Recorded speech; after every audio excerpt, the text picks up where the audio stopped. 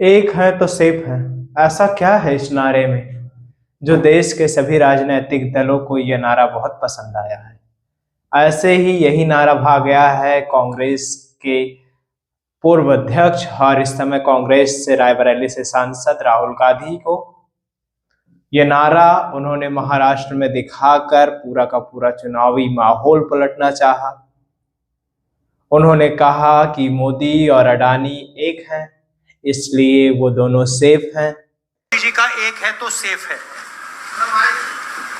ये देखिए, एक है तो सेफ है।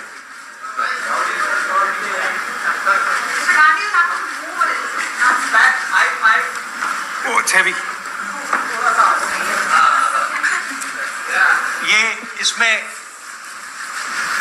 एक है तो सेफ है। ये नरेंद्र मोदी जी की महाराष्ट्र सरकार की स्ट्रेटेजी है। हम आपको ये दिखाना चाह रहे हैं। मुश्किल खुलता है ये पकड़िए। ये देखिए, एक है तो सेफ है। देख लीजिए। और ये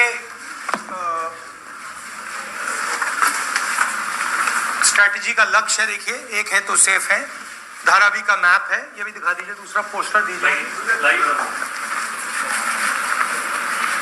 ये एक लाख करोड़ रुपए का धंधा चल रहा है। ये आप देखिए, हमारे प्रधानमंत्री जी और अदानी जी एक साथ खड़े हैं। एक है तो सेफ है और ये लक्ष्य है। तो उन्होंने अपना नारा दिया है। हम उनका थोड़ा नारे को आपको समझाना चाहते थे। जो जमीन है धारावी की, जो सलम बस्ती है, उसको बेचने की तैयारी में नरेंद्र दामोदर दास मोदी निरंतर प्रयासरत हैं और इसीलिए ये दोनों एक हैं और सेफ हैं।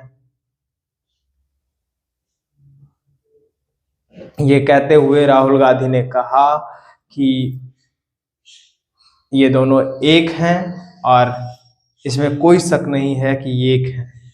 लेकिन क्या उद्यमियों से प्रधानमंत्री नहीं मिल सकते? क्या किसी देश के उद्यमी से प्रधानमंत्री नहीं मिल सकते? हालांकि उस उद्यमी का दुनिया में भी अपना स्थान है।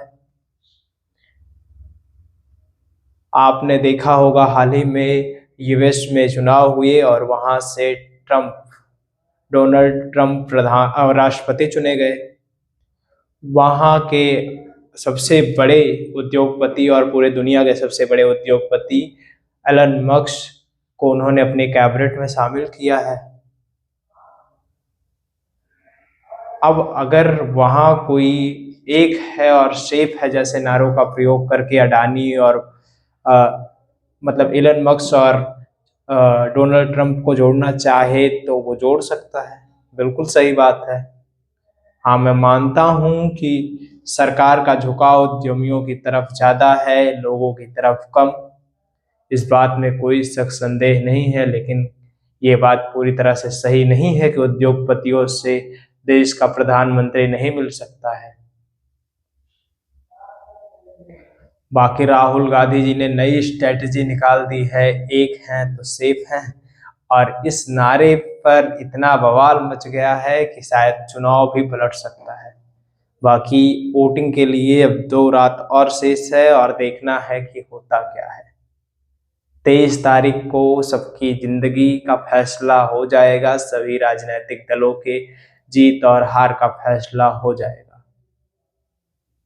अब वो दिन दूर नहीं, सिर्फ 2 दिनों का कम है वोटिंग में और 5 दिन कम है चुनावी रिजल्ट आने में।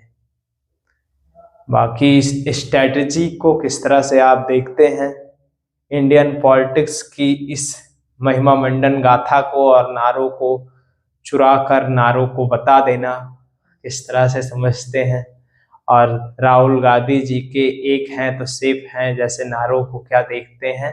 अपनी राय कमेंट बॉक्स में जरूर दें। आप नेटवर्क भारत देख रहे थे। मैं हूं आपके साथ गौरव विनायक।